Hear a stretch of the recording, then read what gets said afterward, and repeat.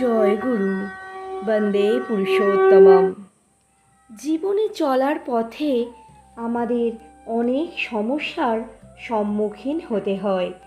তখন আমরা অনেক ক্ষেত্রে দিশাহীন হয়ে পড়ি। কোনটা করা উচিত বা কোনটা অনুচিত এই নিয়েই দ্বিধাগ্রস্ত হয়ে পড়ি। সঠিক সিদ্ধান্ত নিতে পারি না।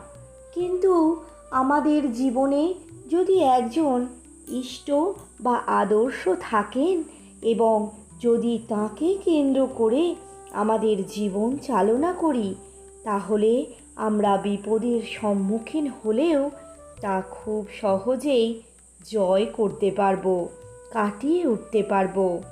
আদর্শ কেন্দ্রিক জীবন চালনা করলে আদর্শই আমাদের মুক্তির পথ দেখাবেন। তাই আমাদের প্রত্যেকের জীবনেই একজন আদর্শ থাকা খুবই প্রয়োজন। এই কথার প্রাসঙ্গিক একটি ঘটনার কথা বলি। পাঞ্জাবের একটি শিখ পরিবারের এক ছেলের গল্প। গরিব ঘরের ছেলে, ছোট্ট একটা মুদির দোকানের উপর নির্ভর করেই তাদের সংসার চলে। বাড়িতে বাবা মা আছেন, বৃদ্ধ দাদু ঠাকুমা আছেন। ছেলেটি আজন্ম তার বাবা মাকে দেখেছে, তার দাদু ঠাকুমাকে আপ্রাণ সেবা যত্ন করেন। সে স্কুলে যায়, লেখাপড়া শেখে মন দিয়ে। মা তাকে প্রেরণা দেন যেন সে একদিন বড় মানুষ হতে পারে। অনেক পড়াশোনা করলো ছেলেটি, খুব পরিশ্রম করলো, আর এভাবেই একদিন তার সামনে এলো এক বিরাট সুযোগ। জল পানি পেয়ে বিদেশে গিয়ে পড়াশোনা করবার সুযোগ। সেখানে সে পড়বে, তার কর্মসংস্থান হবে এবং জীবনকে সে নিয়ে যেতে পারবে আরও বিস্তারে। দাদু ঠাকুমা ততদিনে গত হয়েছেন, মা বাবারও বেশ বয়স হয়েছে। বহুকাল পরে পরিবারে খুশির খবর এলো। কিন্তু বিদেশ যাত্রার তারিখ যখন এগিয়ে এলো, সেই সময় হঠাৎই তার বয়স্ক বাবা অসুস্থ হয়ে পড়লেন। মুহূর্তের মধ্যেই তুমুল এক দ্বন্দ্ব এসে উপস্থিত হলো ছেলেটির সামনে। একদিকে তার সারা জীবনের স্বপ্ন, আর অন্যদিকে অসুস্থ অসহায় পিতা। সে চিন্তা করল, এতদিন আমি যা শিখেছি আমার শিখ ধর্ম থেকে শিখেছি। সেখানে আছে কর্তব্য পালনই মানুষের পরম ধর্ম। তবে আর কি, ছেলেটি স্থির করল সে পরিবারের পাশেই থাকবে। বিদেশ যাওয়ার সুবর্ণ সুযোগ সে নস্যাৎ করে দিল। তার সমস্ত সহপাঠী বন্ধুবান্ধব তাকে বলল, তুই মূর্খ। সে কিন্তু বিচলিত হলো না, তাতে দমে গেল না। ছোট্ট একখানা মুদির দোকান, তাই শেষ ভরসা তার। ছেলেটি তবুও হার মানল না। সে কি করল? তার সব জ্ঞান বুদ্ধি এবার সে এই ছোট্ট ব্যবসাতেই কাজে লাগিয়ে দিল, ব্যবসাকে বড় করে তোলার জন্য। প্রথমেই সে ওই দোকানটিকে স্থানীয় একটি মার্কেট চেন অর্থাৎ বাণিজ্য শৃঙ্খলের সঙ্গে যুক্ত করল। এতে তার ছোট্ট দোকান খানিকটা বাড়ল এবং স্থায়িত্ব পেল।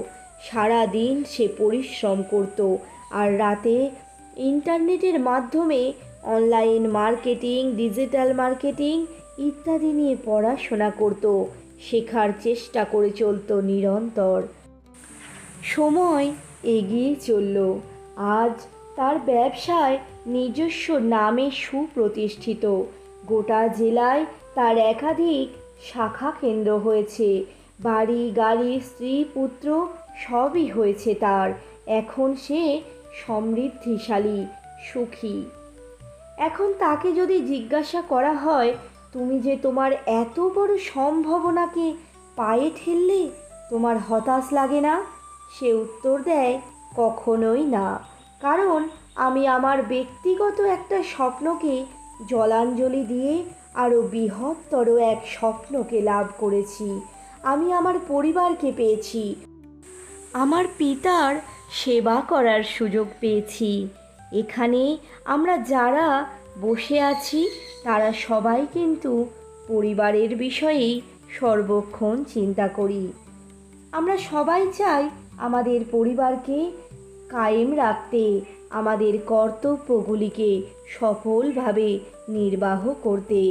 পিতা মাতা রূপে হোক, স্বামী স্ত্রী রূপে হোক, কিংবা সন্তান রূপেই হোক, আমরা চিন্তা করি এইগুলোই। পরিবার যখন কারো পাশে থাকে তখনই একজন মানুষ সমৃদ্ধিশালী হয়ে ওঠে, নাম যশ হয় তার। একা মানুষ সঙ্গীর অভাবের মধ্যেই থাকে, আর সমাবেশে সকলেই অল্প বিস্তর পরিপূরিত হতে পারে। এটাই জীবনের নিয়ম। সেই একা আমি যখন অপরের হিতের জন্য ঝাঁপ দিই, তখন এই এক আমি অনেক হয়ে ওঠে। আর এই একগুলিকে অনেক করে তুলতে গেলে আমাদের একটি অদ্বিতীয় যোগসূত্রের প্রয়োজন হয়। আর এই যোগসূত্রই হলো আদর্শ। এই আদর্শই আমাদের সাধারণ থেকে মহান মানুষে পরিণত করে।